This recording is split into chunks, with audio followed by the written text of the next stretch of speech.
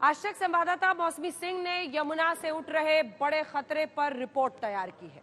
मौसमी आपको बताएंगी अगले 48 घंटे दिल्ली के लिए आखिर क्यों भारी है, तो वही दिल्ली में रेस्क्यू ऑपरेशन को लेकर क्या रणनीति बनाई गई है, आपको मौसमी सिंह के पास लेकर चलते हैं, क्योंकि उनकी इस रिपोर्ट से आप समझेंगे दिल्ली के हालात।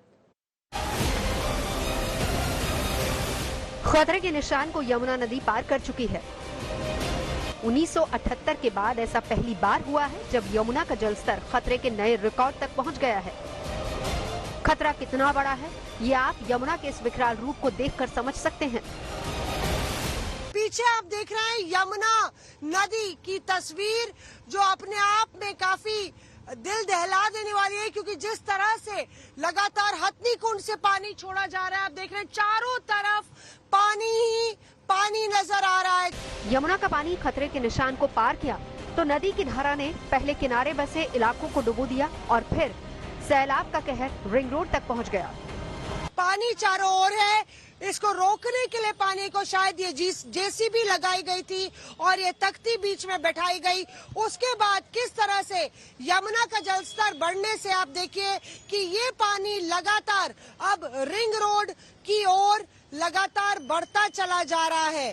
कितनी धारा इसकी तेज है, वो इस तरफ से आप देखिए कि शायद यहाँ पे रोकने की कोशिश हुई, लेकिन यहाँ पे आप देखिए कि किस तरह से जो नाले हैं यहाँ रिंग रोड की तरफ, उनको भरता जा रहा है और धीरे धीरे एक घेरा रिंग रोड के बीच तक पानी का पहुँच गया अपने आप।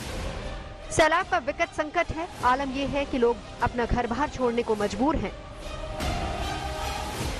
यमुना का जलस्तर क्या बढ़ा, लोगों के घरों में सैलाब आ गया और कुछ इस तरह से एक नाव में अपनी जिंदगी को बटोर कर लोग यमुना के तटीय इलाकों से अपनी पूरी घर गृहस्थी को समेटे हुए बच्चों के साथ आ रहे हैं, सारा सामान लेके आ रहे हैं। किसी को नहीं पता कि अब इस अस्थायी कैंप में कब तक रहना होगा। बिना बिजली और बिना किसी सुविधा के कितने दिन तक रहना पड़ेगा। कक्षा 7 में पढ़ने वाला 11 साल का करण कुछ इसी तरह से अपनी किताबों को बटोर के उस घर से लाया जो अब दरिया हो गया है, और सारी अपनी किताबों को इस बस्ते में सहेज के रख रहा है, क्योंकि उसको लगता है कि आपने देखा यमुना किनारे इलाकों का हाल। अब आपको हालत कैंप की दिखाते हैं। आज तक संवाददाता पंकज जैन ने बाढ़ राहत कैंप से एक रिपोर्ट तैयार की है। ग्राउंड जीरो पर कैमरे में जो कैद हुआ हैरान करने वाला है। दावा यही है कि लोगों को राहत कैंप में रखा गया, लेकिन राहत कैंप के नाम पर कितनी राहत लोगों तक पहुंची आपको दिखाते हैं। राहत कैंप में भी तस्वीरें आसान नहीं है, खाने के लिए जद्दोजहद करनी पड़ रही है। पशुओं को भी यहाँ ऊपर लाया गया है जो नदी के किनारे रह रहे थे। बच्चे यहाँ आसपास मौजूद हैं, यहाँ पर आप तस्वीरों में देख सकते हैं। ये राहत कैंप लगाया गया है और लोगों से अपील की जा रही है कि वो नदी के नजदीक ना रहें, क्योंकि जो घर नीचे मौजूद हो वो पहले से ही पानी में डूबे हुए हैं और लोगों को सतर्क किया जा रहा है कि वो नदी से जल्द दूर चले जाएं। आज तक की टीम जब राहत कैंप पहुंची तो वहां बवंडर मचा हुआ था। राहत कैंप में रह रही महिलाओं का आक्रोश फूट पड़ा। हुआ क्या? ब्रेड लेने आए थे हम सारे जने, तो जब ब्रेड नहीं है, सब एक एक घर में इतने ब्रेड जा रहे थे। अब खाना लेने आए तो खाना निबट गया, आने से पहले ही निबट गया।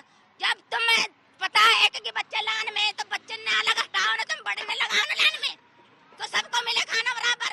हमारा गुस्सा आ जाएगी। देखो हम नीचे नहीं है, हम पोस्टा पे हैं, तुम अभी चल के देखो। अगर ये हमारे बच्चे हैं छोटे छोटे, अगर इनकी कुछ हो गया तो जिम्मेदारी कौन लेगा? ये बताओ। बाहर का चल रहा है, कौन बच्चे को देखेगा?